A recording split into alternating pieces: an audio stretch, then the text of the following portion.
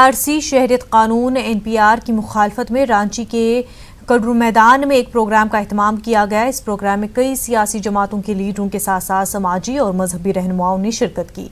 इस एहतजाजी प्रोग्राम में जामिया के तालबा स्वाति जहां ने भी शिरकत की। मुकर्रीन ने शहरियत कानून और NRC को आइन के खिलाफ बताया। 18 जनवरी को बरियातू मैदान में बड़े एहतजाजी प्रोग्राम का ऐलान किया गया है।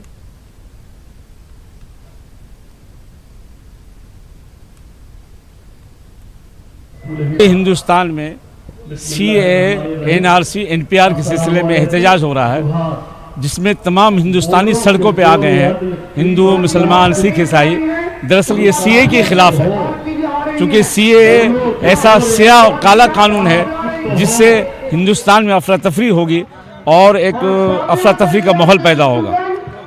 हम NPR की भी मुखालफत कर रहे हैं, NRC की मुखालफत कर रहे हैं और इस मुखालफत में तमाम भाई हिंदुस्तान के रहने वाले सब लोग इसमें शामिल है। सवाल ही ऐसा है, ये तो जिनके अपने बाप दादा का पता नहीं, वो हम लोगों के बाप दादा का जो है हिसाब मांगने हैं। असल में ये जो तीनों कानून है ये असंवैधानिक नहीं, ये पूरे तरीके से संविधान विरोधी है।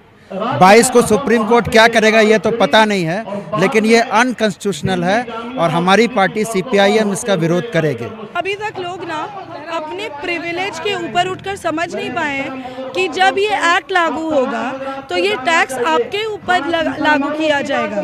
GDP और इकोनॉमी नीचे जा रही है ऑलरेडी, सरकार के पास पैसे नहीं है, वो RBI से लोन लेने वाली है।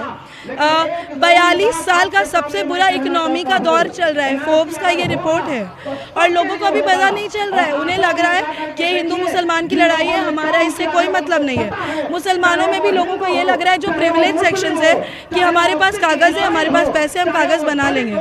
उन्हें समझ नहीं आ रहा है कि ये जो कुछ भी है ना, ये आकर it would bite them in the face, ये बाद में उनके सर पर ही पड़ेगा, हर किसी के सर पे पड़ेगा। नागरिक, टैक्स पेइंग सिटीजन, स्टूडेंट, महिला, दलित, ट्रांसजेंडर, हर किसी के लिए ये नागरिक संशोधन अधिनियम जो है ये डिजास्टर्स है।